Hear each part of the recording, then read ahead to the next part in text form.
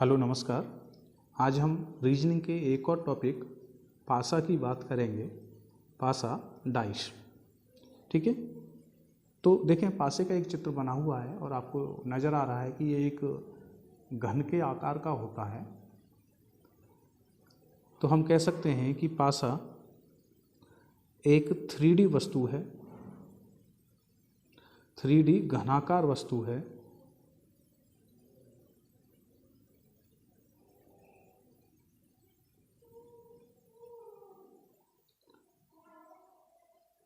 घनाकार वस्तु है जिसमें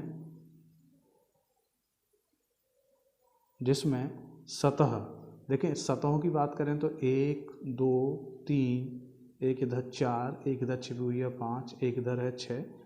तो इसमें सतह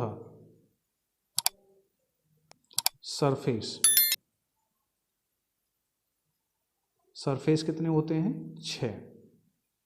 शीर्ष की बात करें, कॉर्नर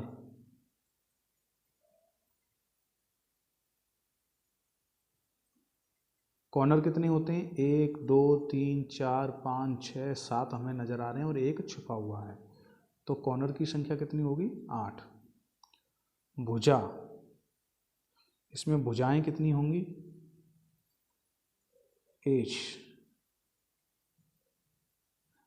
एजेस कितनी होंगी? 12। यदि मैं एक पारदर्शी पासा बना दूं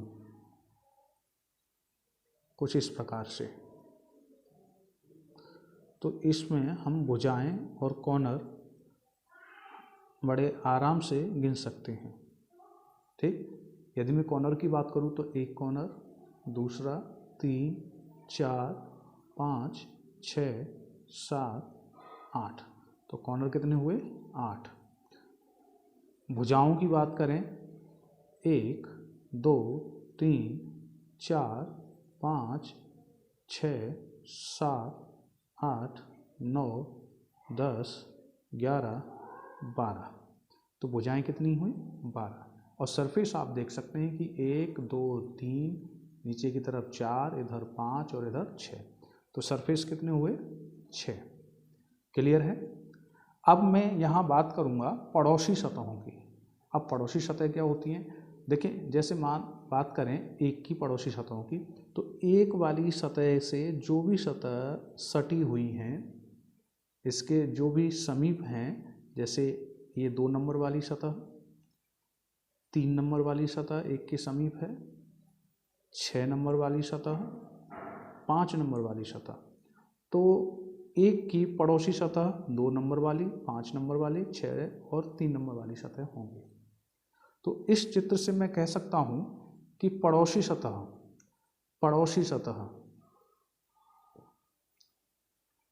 अंक कौन कौन से हुए। अब यदि मैं पड़ोसियों की बात करूं तो पड़ोसी जैसे एक की पड़ोसियों की बात करें तो 6 3 2 5 एक के पड़ोसी होंगे। इसी प्रकार यदि मैं 3 के पड़ोसियों की बात करूं, 2 4 6 और 1 3 के पड़ोसी होंगे। इसी प्रकार हम विपरीत की बात कर सकते हैं। विपरीत में आप अपोजिट साइड की बात करें, जैसे 1 का विपरीत क्या होगा? नीचे वाला अंक 4। तो 1 का विपरीत क्या होगा? 4। 3 का विपरीत क्या होगा? इसके पीछे वाला अंक 5। और 6 का विपरीत क्या होगा? इसके पीछे वाला अंक या 2, या 2 का विपरीत 6। तो इस प्रकार मैं विपरीत अंक फाइंड कर सकता हूँ। क्लियर है। तो यहाँ पर मोस्टली यही पूछा जाता है कि विपरीत और पड़ोसी, ये आपको समझ में आना चाहिए कि किस प्रकार से देखा जाता है।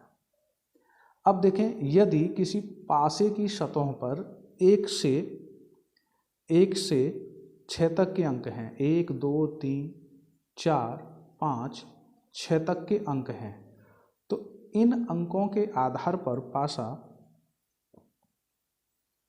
पासा 2 प्रकार का होता है।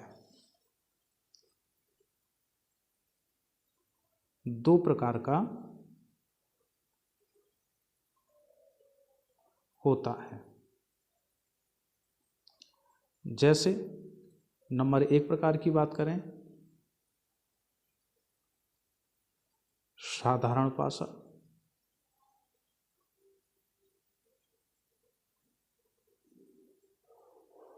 ऑर्डिनरी डाइस, और नंबर 2 की बात करें, मानक पासा।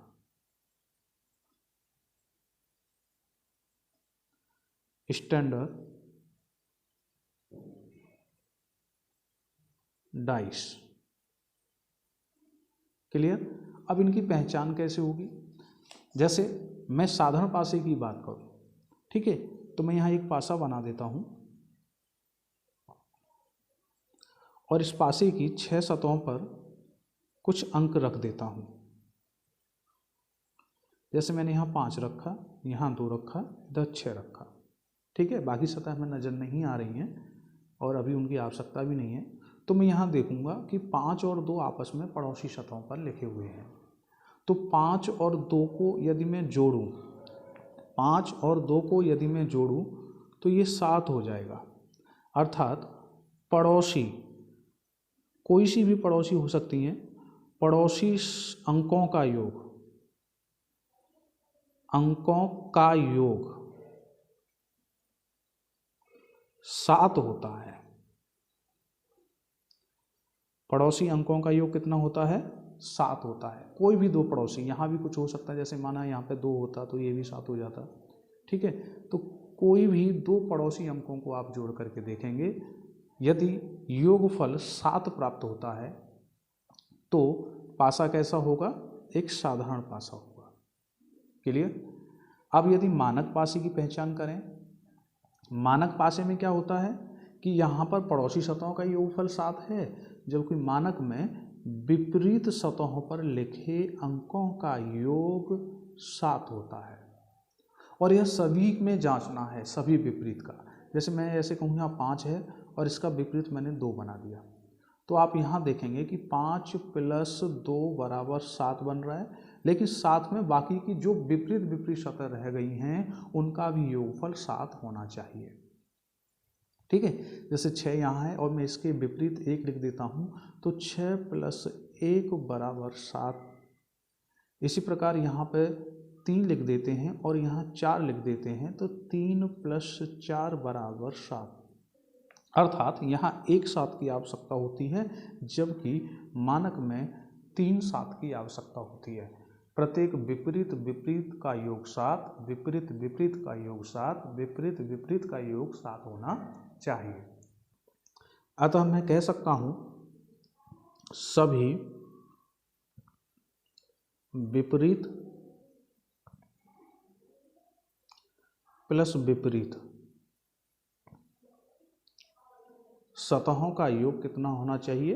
7 होना चाहिए सभी का। पहली विपरीत, दूसरी वाली विपरीत और तीसरी वाली विपरीत सतह। तो यहाँ केवल 1 7 की आवश्यकता होती है, जबकि यहाँ तीनों सतहों पर जो भी विपरीत हैं उनका योगफल 7 होना चाहिए।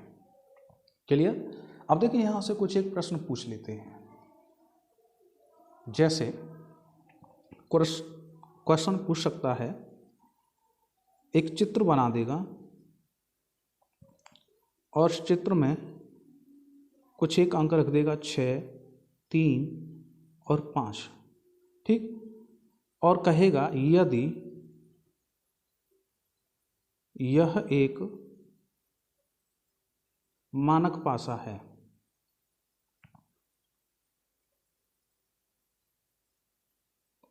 तो 6 के विपरीत कौन सा अंक होगा?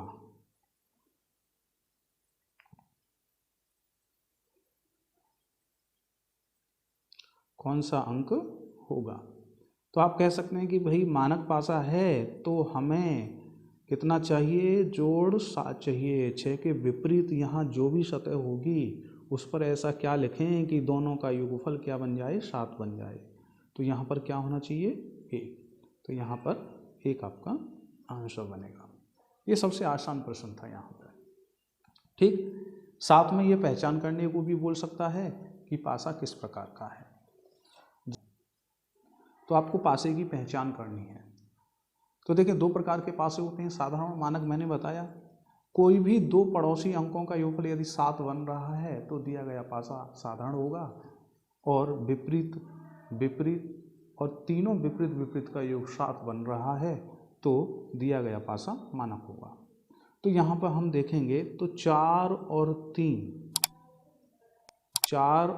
कैसा बन रहा है, 7 बना रहा है, यानी कि पड़ोसी 7 बना रहे हैं। पड़ोसी अंक 3 + 4 = 7 हो रहा है, अर्थात पासा कैसा है, साधारण।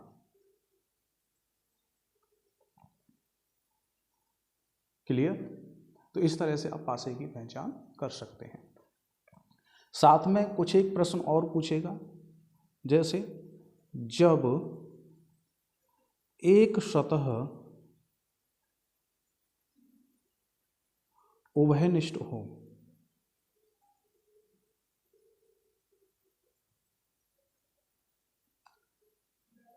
तब विपरीत अंक ज्ञात करना। अर्थात मान लीजिए क्वेश्चन है, तो देखिए इस प्रकार के प्रश्नों में आप देख रहे हैं कि यहाँ पर एक ही डाइस की दो स्थितियाँ दे रखी हैं। यहाँ 4, 3, 5 अंक है, जबकि यहाँ 2, 5, 6 अंक है, और दोनों में यदि देखा जाए तो 5 का जो अंक है वह उभयनिष्ठ है, कॉमन है, दोनों में दे रखा है। केवल एक ही अंक जो कि 5 है, दोनों में कैसा है, जब एक सतह उभयनिष्ठ हो, एक जैसे हैं। तो इस केस में क्या है, आपको जिस तरह से घड़ी की सुइयां घूमती हैं, घड़ी की सुइयां किस प्रकार घूमती हैं, कुछ इस दिशा में ऐसे करके, ऐसे करके, कहीं से भी आप स्टार्ट करें, कहीं से भी स्टार्ट करें, इसी तरह से घूमती हैं। क्लियर। तो आपको इसी दिशा में, इस दिशा को बोला जाता है दक्षिणावर्त दिशा, दक्षिणावर्त दिशा, अंग्रेजी में क्लॉकवाइज।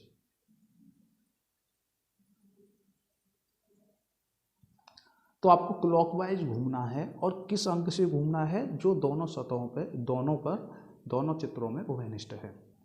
तो आपको 5 से, और किस प्रकार घूमना है, आपको 5 से ये जो कॉर्नर है इसी के चारों तरफ घूमना है।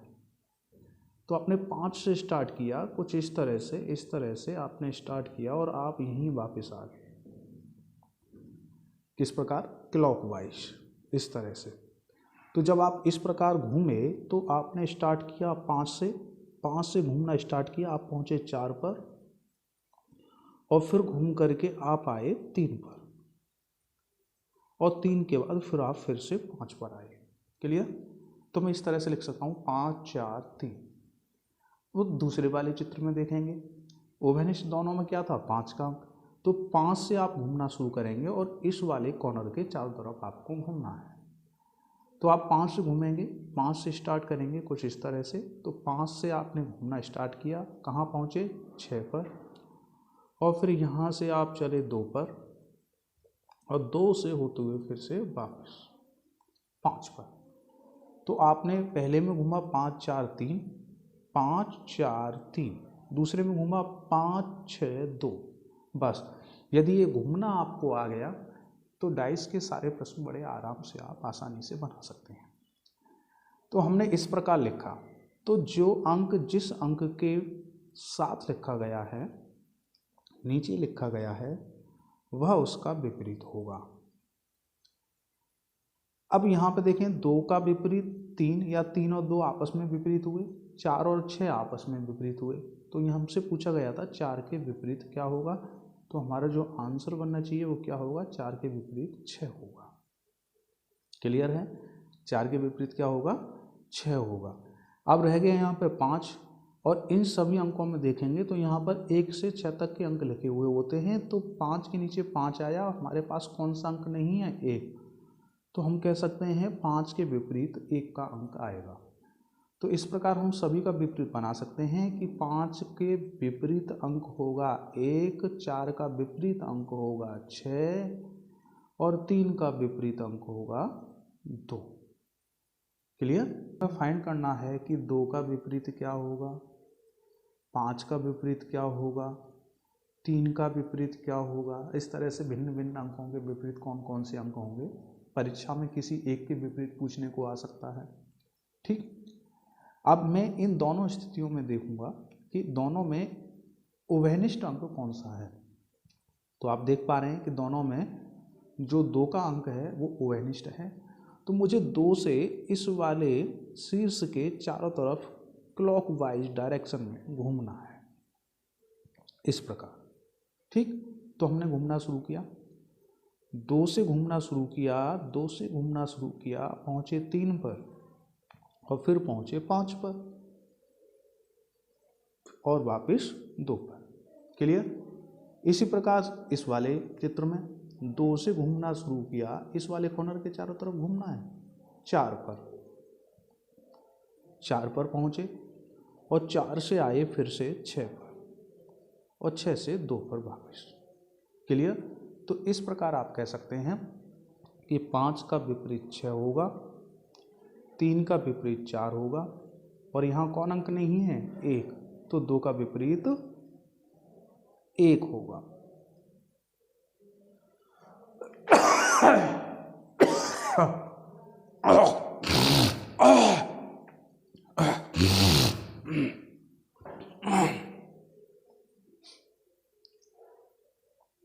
तो यहाँ लिख सकते हैं 2 का विपरीत 1, 3 का विपरीत 4, 5 का विपरीत 6, 3 का विपरीत 4। क्लियर? तो इस तरह से हम क्वेश्चन को बना सकते हैं। देखिए, बस आपको घूमना सीखना है यहाँ पे। यदि घूमना आ गया तो आप विपरीत अंक बड़े आराम से फाइंड कर सकते हैं। एक और प्रश्न बना लेते हैं। ई का विपरीत क्या है, या एफ के विपरीत क्या आएगा, या सी के विपरीत क्या आएगा। इस तरह से वो बारी बारी से पूछ सकता है या किसी एक के विपरीत पूछ सकता है। हम यहाँ तीनों के विपरीत फाइंड करेंगे। तो इन दोनों चित्रों में देखेंगे तो उभयनिष्ठ अंक है सी। उभयनिष्ठ क्या है, सी है। अल्फाबेट सी उभयनिष्ठ है। तो हम सी से रोटेट करेंगे इस पॉइंट के चारों तरफ, कुछ इस प्रकार क्लॉकवाइज डायरेक्शन में। तो हमने स्टार्ट किया सी और सी से फिर मिला ए और ए से फिर मिला बी। इस वाले चित्र में सी से स्टार्ट किया, रोटेट किया हमने सी से ई की तरफ और ई से एफ की तरफ। तो आप कह सकते हैं कि बी का विपरीत क्या मिला, एफ मिला। तो इसी प्रकार ए का विपरीत ई मिला और सी का विपरीत आप देखेंगे तो यहाँ कौन नहीं है, यहाँ नहीं है, डी। तो डी अंक। तो ई का विपरीत क्या आ गया, ए। एफ के विपरीत, एफ का विपरीत क्या आ गया, बी। और सी का विपरीत क्या आ गया, डी। तो इस प्रकार हम इन्हें फाइंड कर सकते हैं। क्लियर? कि 4 के विपरीत सतह पर कौन सा अंक होगा। 4 के विपरीत सतह पर कौन सा अंक होगा।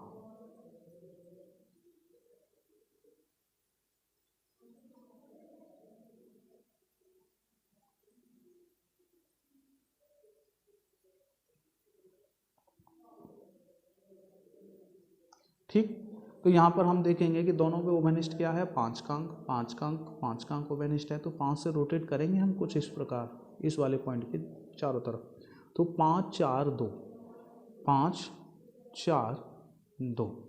अब यहाँ रोटेट करेंगे 5 3 1, 5 3 1। तो हम कह सकते हैं 2 का विपरीत 1 बना, 4 का विपरीत 3 बना और 5 का विपरीत यहाँ क्या नहीं है, 6 नहीं है, तो 6 होगा। पूछा क्या था, 4 का विपरीत। तो 4 का विपरीत क्या बना, 4 का विपरीत बना 3। तो हमारा आंसर क्या होगा यहाँ, 3। क्लियर? 4 के विपरीत अंक ज्ञात करें। अब इसमें क्या है कि एक ही पासे की 4 भिन्न भिन्न स्थितियां दे रखी हैं, लेकिन प्रश्न का उत्तर फाइंड करने के लिए हमें केवल 2 ही आकृतियों की आवश्यकता है। ठीक, तो इन चारों में हम कुछ इस प्रकार देखेंगे कि कोई सी भी 2 आकृतियों में एक अंक उभयनिष्ठ मिल जाए। तो इस प्रकार मैं देख सकता हूं कि 2, 1, 5, 2, 3, 4, तो यहाँ 2 का अंक हमें उभयनिष्ठ मिल रहा है। तो मैं पहली और चौथे नंबर वाली आकृति में तुलना करूँगा। यहाँ 2 का अंक है, यहाँ 2 का अंक है, बाकी सभी अंक अलग अलग हैं। ठीक, तो मैं इन्हीं दोनों से अपना उत्तर फाइंड करूँगा। तो मैं रोटेट करूँगा 2 से 1 की तरफ, ये हमारा कॉर्नर है। तो 2, 1, 5, इसी प्रकार यहाँ से 2, 4, 3, 2, 4, 3। तो आप देखेंगे कि 4 का विपरीत अंक क्या मिला हमें? 1 मिला। तो यहाँ 4 का विपरीत अंक क्या होगा? 1 होगा। क्लियर? अब इसमें सेकंड टाइप और बनता है, एक अन्य टाइप बनता है जब 2 सतह उभयनिष्ठ हों। तो इस प्रकार में और पूछा जाएगा कि 2 के विपरीत क्या अंक होगा। हमें 2 के विपरीत अंक फाइंड करना है।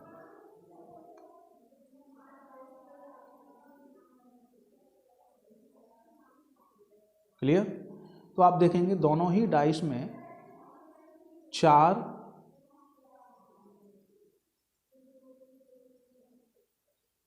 और 3 दोनों ही सतहों पर लिखे अंक समान है कि नहीं समान? ठीक, तो इस केस में क्या होता है, जब 2 सतह उभयनिष्ठ हों तो जो तीसरी सतह रह जाती है वह एक दूसरे के विपरीत होती है। इस केस में क्या होगा? शेष सतह पर लिखे अंक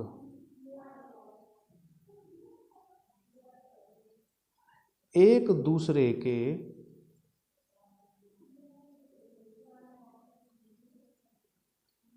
विपरीत होते हैं।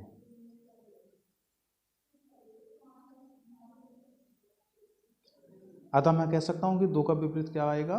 5। ये हमारा आंसर बनेगा। अब यदि इसी केस में यदि पूछा जाता कि 3 का विपरीत क्या होगा, 4 का विपरीत क्या होगा? भाई 2 का विपरीत हम 5 बना चुके हैं, या 5 का विपरीत 2 हो गया। तो पूछा जाएगा 3 और 4 इनके अलग अलग विपरीत क्या होंगे। तो इस केस में क्या है कि भाई 3 का विपरीत 2 और 5 तो होगा नहीं, क्योंकि ये दोनों एक दूसरे के विपरीत हैं। और ना ही 3 का विपरीत 4 होगा, क्योंकि 4 तो पड़ोसी है 3 का। तो अब जो शेष बचे अंक कौन कौन से बचे? 6 अंक बचा, या 1 बचा, या तो 6 बचा या 1 बचा। तो 3 का विपरीत या तो 6 होगा या 1 होगा। इसी प्रकार 4 का विपरीत इन्हीं को मैं रिवर्स कर देता हूं,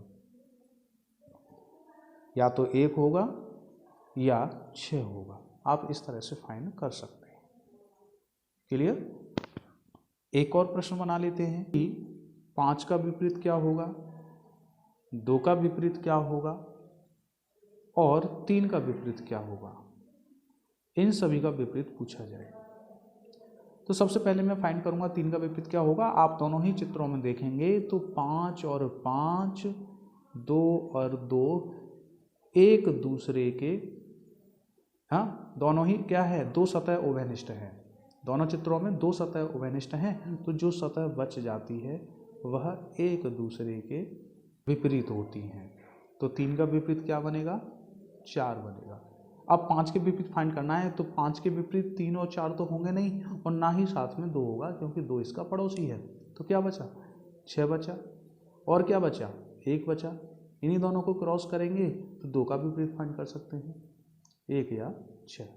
आप इस तरह से आंसर फाइंड कर सकते हैं। क्लियर है? यह टाइप रहेगा लुप्त संख्या वाला। लुप्त संख्या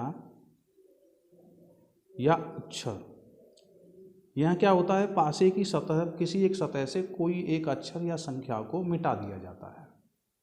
जैसे प्रश्न है, एक ही पासे की मैंने यहाँ भिन्न भिन्न स्थितियाँ बनाई। मान लीजिए यहाँ पे कुछ संख्या या कोई एक अंक मिट गया है, तो मैं यहाँ पर x का प्रयोग कर रहा हूँ।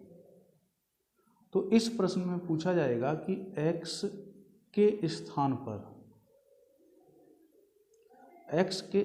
पर कौन सा अंक होगा।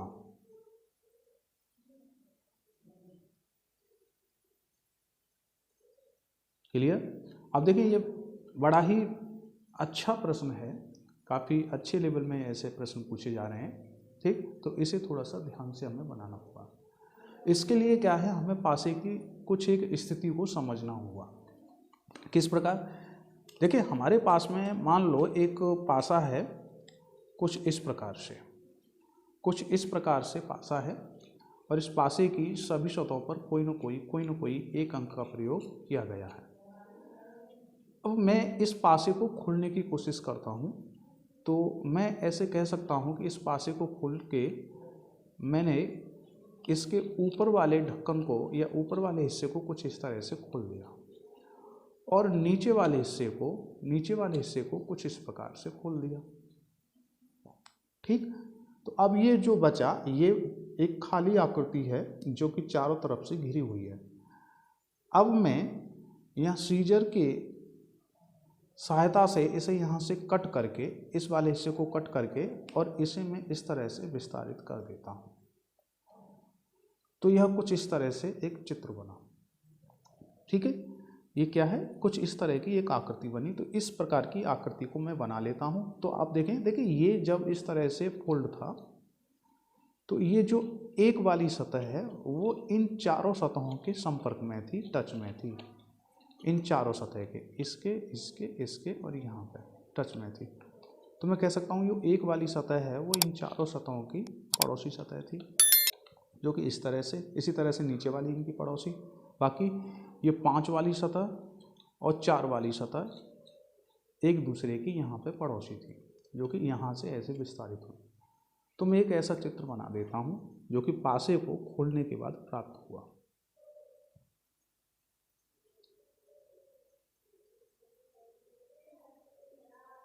तो 4 सतह यहाँ पर रह गई और एक सतह कुछ यहाँ से ऐसे करके यहाँ इसके साथ बनी, और एक सतह यहाँ ऐसे बनी।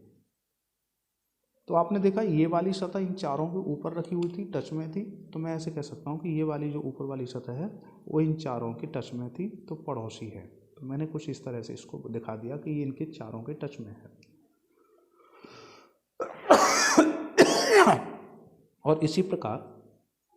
और इसी प्रकार ये नीचे वाली सतह इन चारों के टच में है। क्लियर है। और साथ में आप देखेंगे कि ये जो हमने सीजर से इसका ये दोनों हिस्से अलग किए थे, ये एक ही हिस्से थे, और ये वाली सतह एक दूसरे की पड़ोसी सतह थी। अब मुझे क्या करना है, यदि दिए गए चित्र में कोई एक सतह अवनिष्ठ है, अभी यहाँ से नहीं देखेंगे, ये प्रश्न है हमारा यहाँ पे, तो हम पहले 2 आकृतियों से प्रश्न को सॉल्व करने की कोशिश करेंगे। और इन दोनों ही आकृतियों में देखें तो यहाँ केवल और केवल एक अंक दोहराया जा रहा है, अर्थात एक अंक उभयनिष्ठ है। तो जब एक अंक उभयनिष्ठ हो तो पहली डाइस को आप यहाँ से रोटेट करके, इस तरह से रोटेट करके क्लॉकवाइज ऐसे फिल कीजिए, और दूसरे वाले चित्र को ऐसे फिल कीजिए। तो मैं इस 4 से रोटेट करके 4 2 5 4 2 5 इस तरह से फिल कर दूंगा। और सेम इसी तरह से यहाँ से 4 6 3 4 6 3। क्लियर। ये 4 वाली सतह, 5 वाली सतह, 2 3 6, और यहाँ पर क्या रह गया, एक अंक रह गया है, एक को मैं यहाँ फिल कर देता हूँ।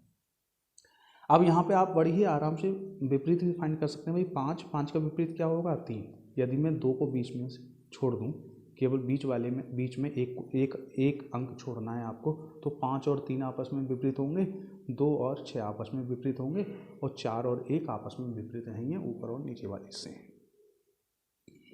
क्लियर है। अब मैं प्रश्न आकृति पे चलता हूँ। प्रश्न आकृति पे क्या करना है आपको कि जहाँ पर पूछा गया है या जो मिटा दिया गया है, छिपा दिया गया है, वहाँ आपको रोटेट करके सबसे बाद में पहुँचना है। और रोटेट करने का तरीका आपका क्लॉकवाइज। तो मैं यहाँ 5 से स्टार्ट करूँगा, 5 से 1 की तरफ जाते हुए x से होते हुए फिर से 5 पर वापस आऊँगा। तो मैंने रास्ता तय किया 5 से 1 की तरफ, वो भी क्लॉकवाइज डायरेक्शन में। तो 5 से 1 की तरफ आपको जाना है। तो 5 का अंक यहाँ है, तो 5 से मैं 1 वाले इलाके में जाऊँगा, 5 से 1 की तरफ जाऊँगा कुछ इस तरह से। ये 1 का इलाका है, पूरा 1 है। तो मैं 5 से 1 की तरफ गया और ऐसे रोटेट करते हुए इस वाले कॉर्नर के चारों तरफ ऐसे रोटेट करते हुए यहाँ आया। तो आप यदि कल्पना करें तो यहाँ पर कुछ इस प्रकार से इसने एक सतह को ऐसे और काटा। चूँकि 5 और 6 एक दूसरे के पड़ोसी हैं तो मैं 6 को यहाँ इमेज कर सकता हूँ।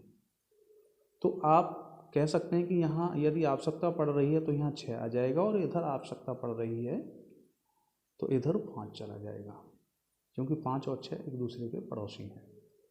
तो आपने देखा 5 से आप 1 की तरफ गए तो आप पहुँचे यहाँ 6 पर, 5 से 1 की तरफ गए तो आप पहुँचे यहाँ x पर। तो x के स्थान पर आपको क्या मिल रहा है? 6। क्लियर है? बस इसी तरह से आपको फाइंड करना है। प्रैक्टिस के लिए मैं एक क्वेश्चन और रखता हूँ। स्थिति यहाँ है E F और यहाँ रख दिया इसने प्रश्नवाचक चिन्ह। तो पूछेगा कि जो प्रश्नवाचक चिन्ह है उसके स्थान पर क्या होगा, कौन सा अक्षर होगा। तो फिर से वही, आप एक खुला हुआ पासे का चित्र बनाइए। 4 सतह यहाँ होंगी, एक सतह ऊपर और एक सतह नीचे। पहले वाले और दूसरे वाले में आपको उभयनिष्ठ देखना है, तो D यहाँ पर उभयनिष्ठ है, तो आपको D से क्लॉकवाइज डायरेक्शन में रोटेट करना है। तो आपने D से घूमना स्टार्ट किया। हमारा घूमने का तरीका क्या था? यहाँ से कुछ इस तरह से। तो आपने D से स्टार्ट किया, D से आप B पर पहुँचे और B से फिर C पर पहुँचे। क्लियर? अब दूसरे वाले को यहाँ से फिल करना है।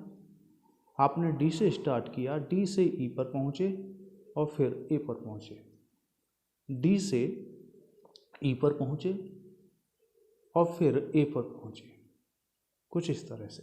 रह क्या गया? अब हमारा रह गया F।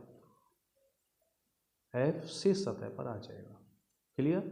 अब प्रश्न आकृति में देखेंगे, देखें जहाँ प्रश्न पूछा गया है या जो छुपा दिया गया है वहाँ सबसे अंत में पहुँचना है हमें। तो मैं F से स्टार्ट करूँगा, F से हम E की तरफ जाएंगे और फिर प्रश्नवाचक चिन्ह मिलेगा।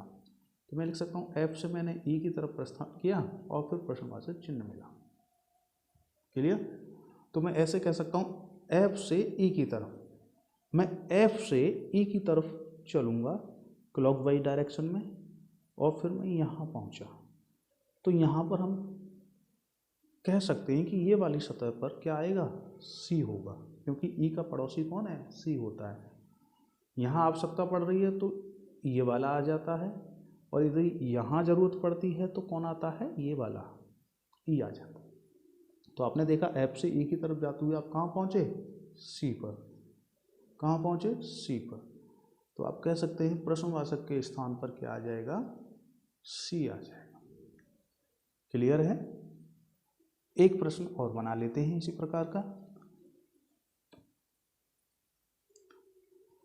मैं यहाँ पासे की कुछ इस प्रकार शॉर्टकट स्थितियाँ बना देता हूँ, थोड़ा जल्दी हो जाएगा।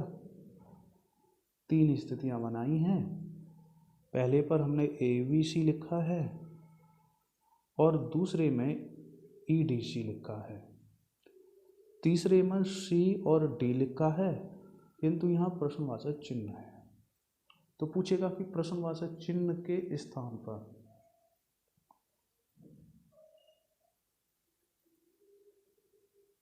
कौन सा अक्षर होगा?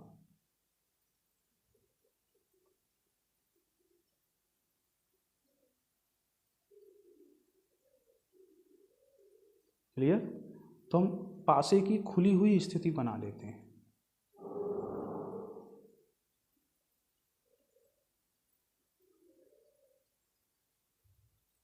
कुछ इस प्रकार से। पहले में देखेंगे और दूसरे में देखेंगे कि क्या उभयनिष्ठ है, दोनों में सी उभयनिष्ठ है। ठीक है, तो हम सी से रोटेट करेंगे, सी से A B, C A B, कुछ इस तरह से। दूसरा कुछ इस तरह से, सी ई डी, सी ई डी, रह क्या गया एफ, एफ यहाँ अंकित करेंगे। अब फिर से वही डी से सी की तरफ रोटेट करना है, डी से सी की तरफ। तो डी से सी की तरफ रोटेट करेंगे तो क्या मिलेगा, ई मिलेगा। तो प्रश्नवाचक चिन्ह के स्थान पर क्या आ जाएगा, ई। भाई डी से सी की तरफ जाना है, डी से सी की तरफ जाना है, डी से सी की तरफ जाएंगे तो हमें ई मिल रहा है, तो हमारा आंसर क्या होगा, ई होगा। क्लियर। एक प्रश्न और बनाते हैं, और यह जो प्रश्न है कुछ इस प्रकार है।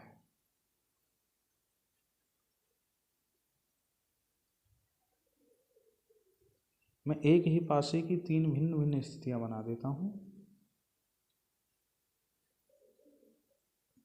यहाँ 3 है, 4 है, 2 लिखा है, 5 6 4 लिखा है।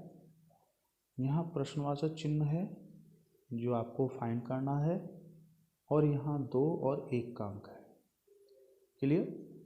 तो मैं इसकी खुली हुई स्थिति बना देता हूँ।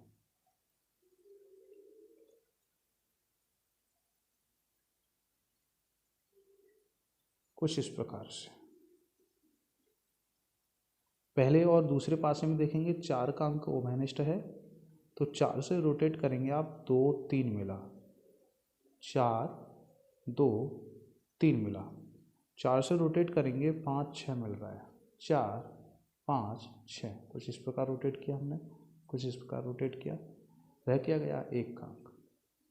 अब यहाँ क्या करना है, प्रश्नवाचक चिन्ह पर सबसे लास्ट में पहुँचना है। तो मैं स्टार्ट करूँगा 2 से, और क्लॉकवाइज रोटेट हुए मैं पहुँचा 1 पर, 2 से 1 पर जाते हुए प्रश्नवाचक चिन्ह पर पहुँचा।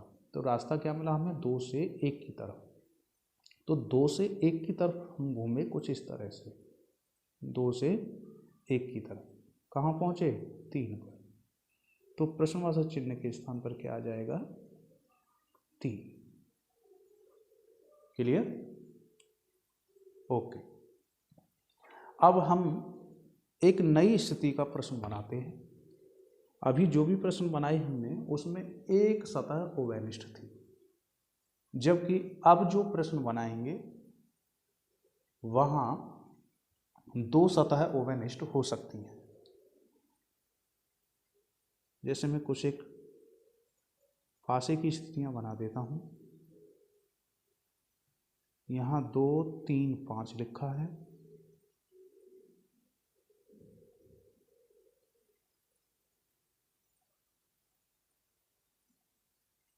यहाँ 5 6 2 लिखा है,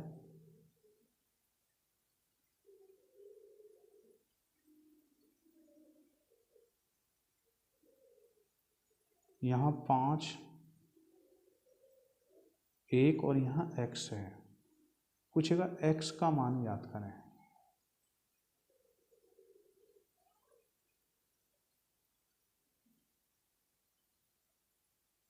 क्लियर। तो मैं क्या एक पासे की खुली हुई स्थिति बना देता हूं।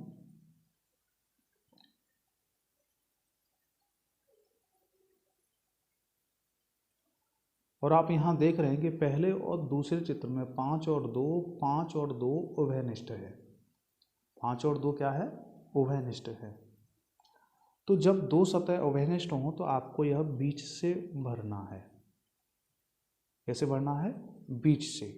और किस प्रकार भरना है कि जो सतह रह गई हैं, कौन कौन से रहेगी, 5 और 2, तो 3 और 6 एक दूसरे के विपरीत होंगे। तो सबसे पहले आप 3 से ही स्टार्ट करेंगे। ठीक है। तो जो एक जैसे हैं उन्हें छोड़ देते हैं, जो रह गया है दोनों सतहों में जो अलग है, तो उसका विपरीत मुझे फाइंड हो चुका है। तो मैं यहीं से फिर इसे रोटेट करता हूँ। 3 5 2, 3 5 2, और साथ ही मुझे पता चल गया कि 3 का विपरीत 6 है। क्लियर। 3 का विपरीत क्या है 6। अब रह क्या गए, बाकी के जो भी अंक रह गए हैं, कौन कौन रह गया है, 5 रह गया है और 1 रह गया है। तो इस स्थिति में आप देखेंगे तीसरे वाले चित्र में, तो 5 और 1 एक दूसरे के पड़ोसी हैं, तो 1 को ये वाली जगह मिलेगी, जबकि 4 रह गया, 4 को यहाँ रखा जाएगा। ठीक है, तो 5 और 1 पड़ोसी हैं, तो मैंने 5 को 1 के पास में रखा या 1 को 5 के पास में रखा। अब मैं रोटेट करूँगा 5 से 1 की तरफ, 5 से 1 की तरफ, तो 5 से 1 की तरफ जाएंगे तो मैं कहाँ पहुँचा 6 पर, तो x का मान कितना होगा 6। आप इस तरह से फाइंड कर सकते हैं। इस प्रकार का एक प्रश्न और बना लेते हैं। यहाँ मैं डॉलर साइन बना देता हूँ और यहाँ पूछा जाएगा कि यहाँ क्या आएगा, मैं यहाँ x रख देता हूँ। पूछेगा कि x के स्थान पर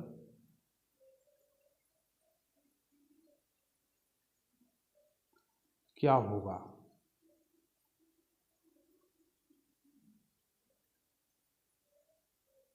क्लियर? इसके लिए भी वही खुला हुआ पासा बनाते हैं और खुले हुए पासे को फिल करते हैं।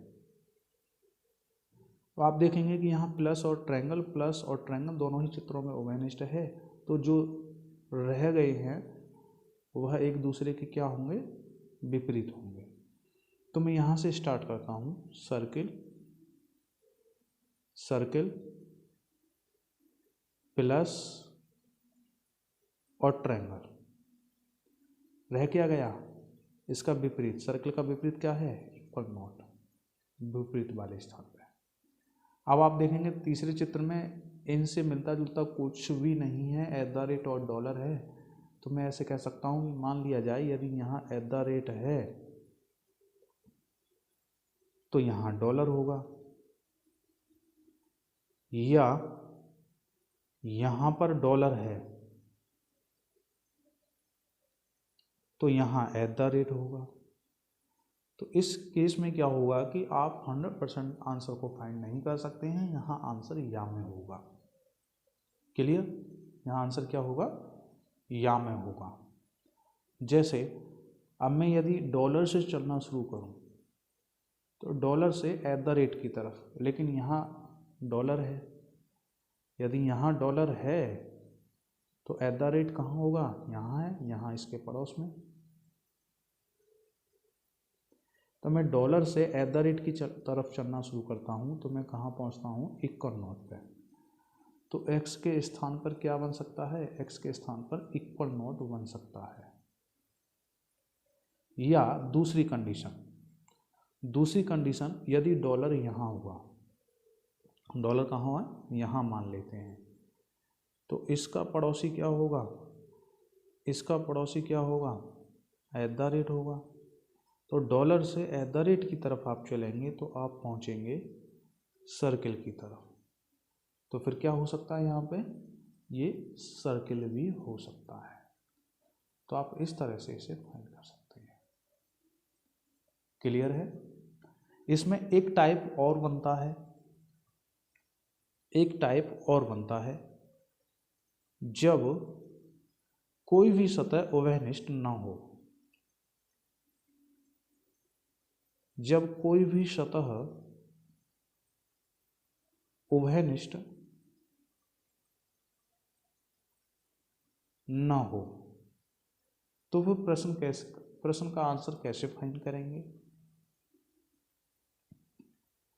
तो यहाँ एक रूल है सीधा सा, यदि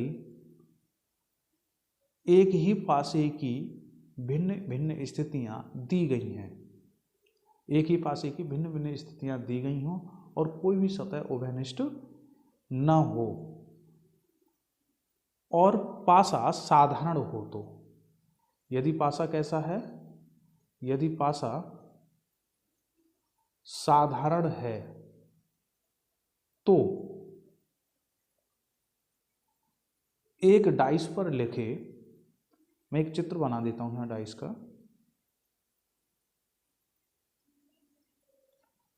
मैंने यहाँ लिखा 4 3 2 और इसी डाइस का दूसरा चित्र बना देता हूँ 6 5 1। तो इस केस में आप देख रहे हैं कि पासा कैसा है, साधारण है। 5 और 1 6 बन 7 बन 6 और 1 7 बन रहा है, 4 और 3 7 बन रहा है। तो पासा कैसा है, एक साधारण पासा है और कुछ भी कॉमन नहीं है। तो इस केस में क्या होगा, यदि पासा साधारण है और कोई भी अंक उभयनिष्ठ नहीं है तो एक डाइस पर लिखे अंकों के विपरीत दूसरी डाइस पर लिखे सभी अंक हो सकते हैं। जैसे 4 के विपरीत, 4 के विपरीत कौन सा अंक हो सकता है, 4 इस पर लिखा है और तो इसके क्या क्या है, 6 हो सकता है या 1 हो सकता है या 5 हो सकता है। इसी प्रकार 3 का विपरीत, 3 के विपरीत क्या क्या हो सकता है, 3 के विपरीत बाकी के यही अंक, 1 हो सकता है, 5 हो सकता है या 6 हो सकता है। इसी प्रकार 2 का विपरीत, 2 का विपरीत क्या हो सकता है, 2 का विपरीत 5 हो सकता है या 6 हो सकता है या 1 हो सकता है। आप इस तरह से फाइंड कर सकते हैं। क्लियर है, इस तरह से आप फाइंड कर सकते हैं।